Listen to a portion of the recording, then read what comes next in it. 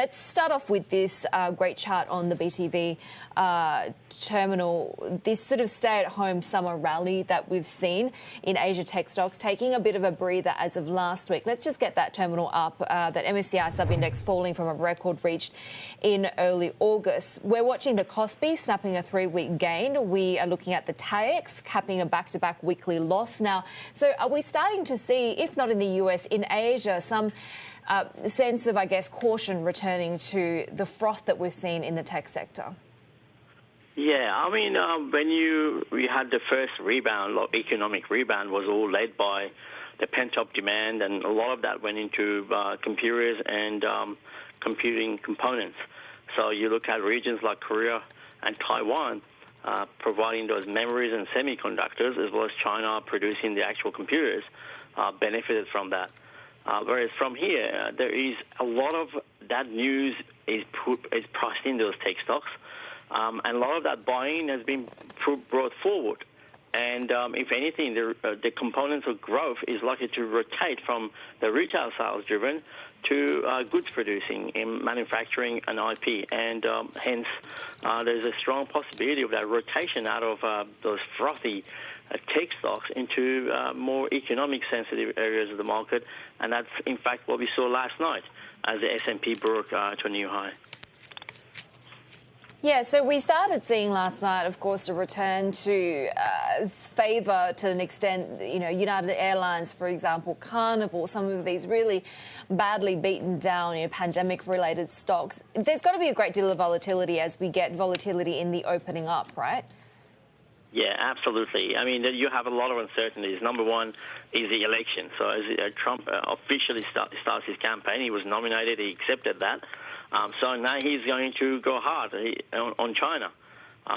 His popularity, or the polls are indicating he's nosediving.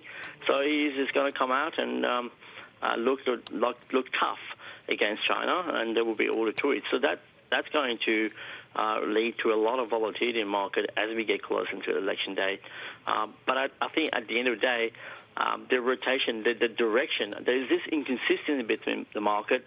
One part of the market you look at Nasdaq 20% above the pre-COVID levels. It does suggest everything is good. And the other part of the market, you look at the financials and tech stocks, that tells us things are actually pretty bad. So what is it? And I think a vaccine will change that. And as we get closer to the possibility of vaccine being released sooner than later, that leaves the door for a massive volatility, rotation-led volatility in the market. Nader, with really stocks flying high, there's more demand for hedges, of course, especially given the uncertainty. There's GTV chart on the Bloomberg showing how well gold has performed. Everybody seems to like it. In your notes, though, you say that you're already selling out your position in gold. Why?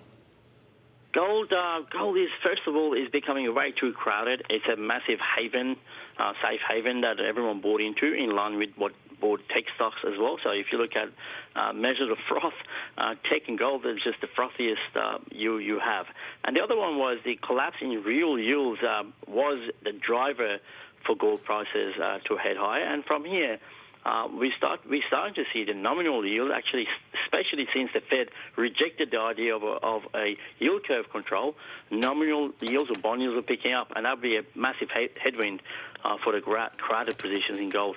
Gold drops around 1,800. That becomes different from these levels. It's frothy and vulnerable to downside.